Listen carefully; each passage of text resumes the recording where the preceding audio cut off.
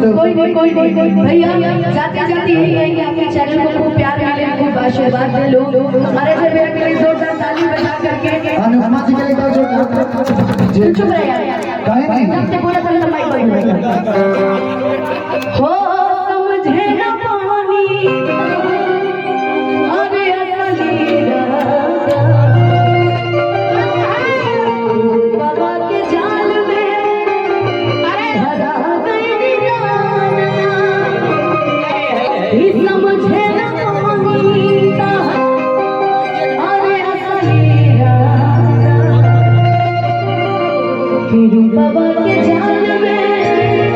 धरा गई जानकारी अच्छे भैया इस समय के दौर में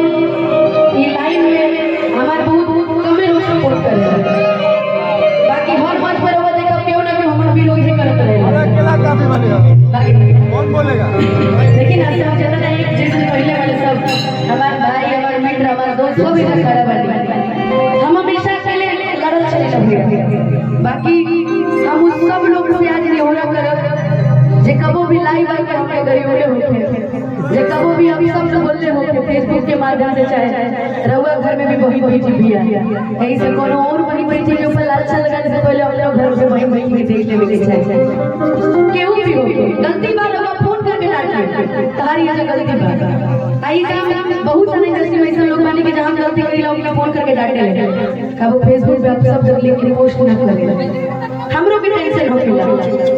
एक लड़की होके के नाते बहुत कुछ कर सकता है, ऐसे कहते हैं, बाकी हम समय के इंतजार करेंगे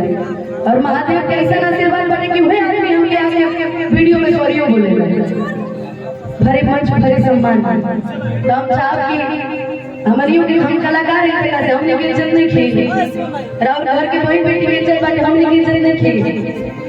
तो रउआ जब सबका इज्जत करो ना तब इज्जत जल्दी और इज्जत लायक काम करेंगे तो अब आगे हम क्या आपका अजय भैया के प्यार में यहाँ उपस्थित हैं। बाकी अजय भैया यही चाहेंगे कि आपका बाबू खूब आगे बढ़े, खूब खुश रहे, खूब आगे बढ़े, भाभी के प्यार हमें मिलत रहे। जब हमने के हर साल कार्यक्रम होते रहे तो चाहे 6 महीना में कार्यक्रम होते रहे। आई जब सब सूरज रहे बहुत सारा गाना दे रहे हमरा के, बहुत सारा गाना अब ना देला उ बात बाकी बहुत गाना इनकर हम गइले वाली बह गया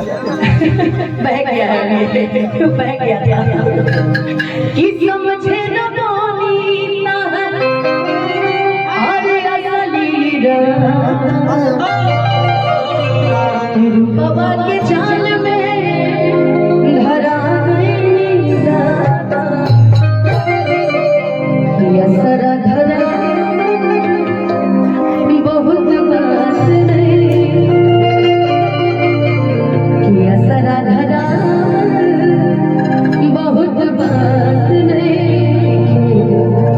हर जिगरा जुगा बहुत बात हो।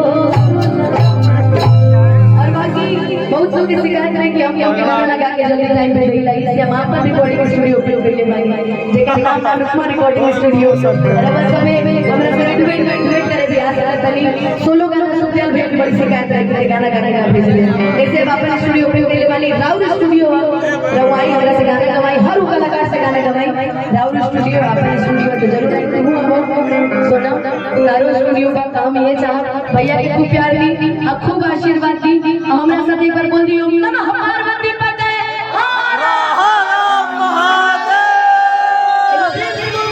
बिहारी लाल की जय। थैंक यू और जा तोरा